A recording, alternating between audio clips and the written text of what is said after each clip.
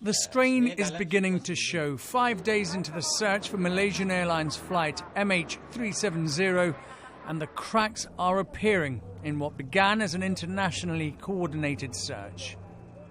Now Malaysia's neighbours are questioning the conflicting information coming out from Kuala Lumpur. China, the plane's destination, has described the information as pretty chaotic. Vietnam is scaling back its mission, and India claims it has now been asked to join in the operation to extend the search near the Andaman Sea. The one certainty, there remains no sign of the plane, its passengers or crew.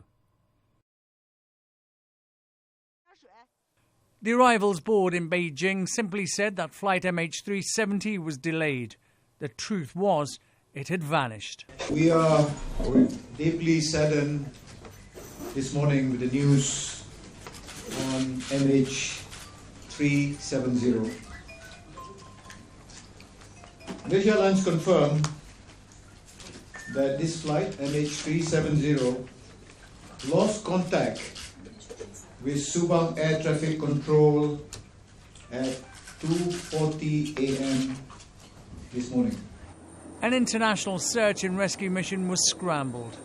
We're working very closely with our neighbours, especially with China, Vietnam, Philippines, Indonesia, where we have requested assistance.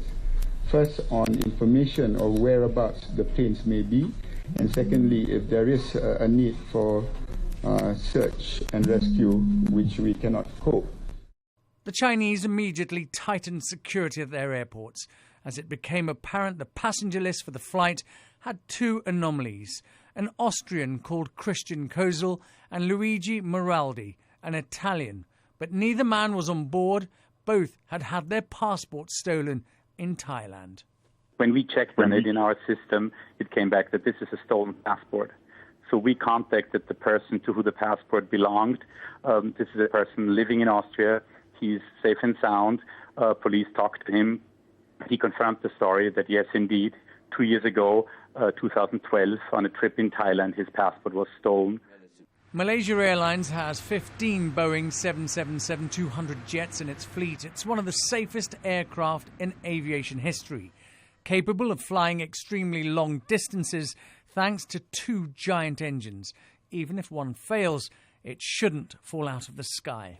The Boeing 777 aircraft took off from Kuala Lumpur on Friday evening UK time. It was due to land in Beijing around 6 hours later, following a route that took it along Vietnam's east coast. It had been in the air for less than an hour when contact with air traffic control was lost near Vietnam's Tho Chu Islands. It was there the search was initially focused. Still, so much hope that passengers and crew might be found. More than 20 aircraft and 40 ships scoured the ocean, focusing on an oil slick seen between Malaysia and Vietnam. It later proved to be unconnected. For waiting loved ones, the agony of not knowing had just started. And I've got a 3-year-old who's asking, when's Daddy going to Skype? You know, and he's got a map on his wall where Daddy plotted where his Dad's going to be, and so, you know, he looks around and he says, when's Dad going to Skype? Will Daddy be there? When will he Skype? So, luckily he's with friends at the moment, but I will cross that bridge when I have to cross that bridge if I have to. The priority for any airline in an incident such as this is to care for the families of those affected, not just of the passengers, but also of the crew. And in the absence of facts, it's very hard for the airline to give out anything other than what it really knows. The search operation was clutching at straws. This debris, spotted by the crew of a Vietnamese Navy plane, was initially thought to be an interior door. Instead, another false lead. We confirm that our search now has been extended to even wider areas because there is the possibility, we're looking at the possibility of an aircraft air turnback, in which case different locations will have to be identified. So the search in the vast Gulf of Thailand and in the South China Sea were extended to an area covering hundreds of square miles. The authorities then decided to look elsewhere. There was the suggestion the aircraft might have turned around, so they began to search the other side of the Malay Peninsula and on land, on the peninsula itself. 48 hours on, and with hope dwindling, there were still no concrete leads as to where the aircraft might be.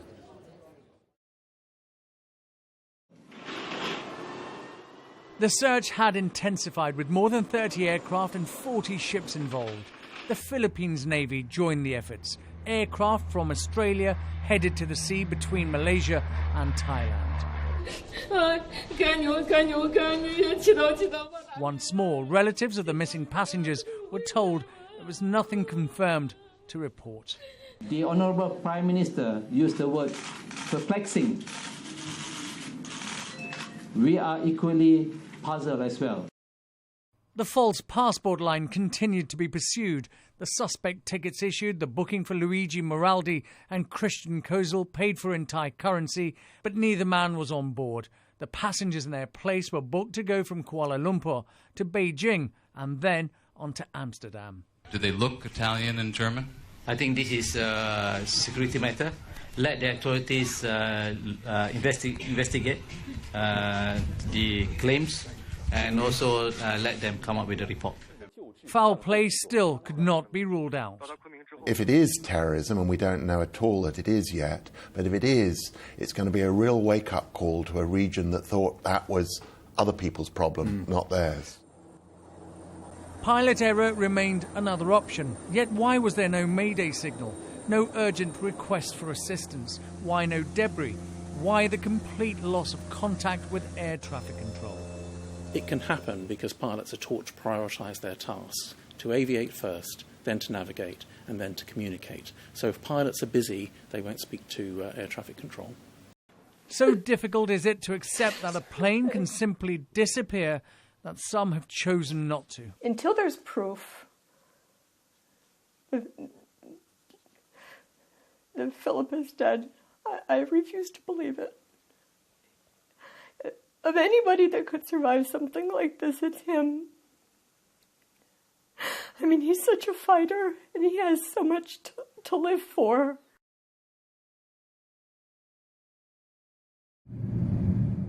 Commercial flights continued above the Malay Peninsula as the search area was expanded further, beyond the projected path of MH370. Finally, late in the day, a breakthrough. The two men travelling on stolen passports were identified as Iranians. One, a 19-year-old with no known connections to terrorism. It's now believed he was simply trying to claim asylum in Europe. We believe that he is not likely to be a member of any terrorist group. And we believe that he is trying to migrate to Germany. Interpol named the two men as Puri Noor Mohammadi and 29-year-old Dilawar Syed Mohammed Reza and confirmed they had switched to the stolen passports.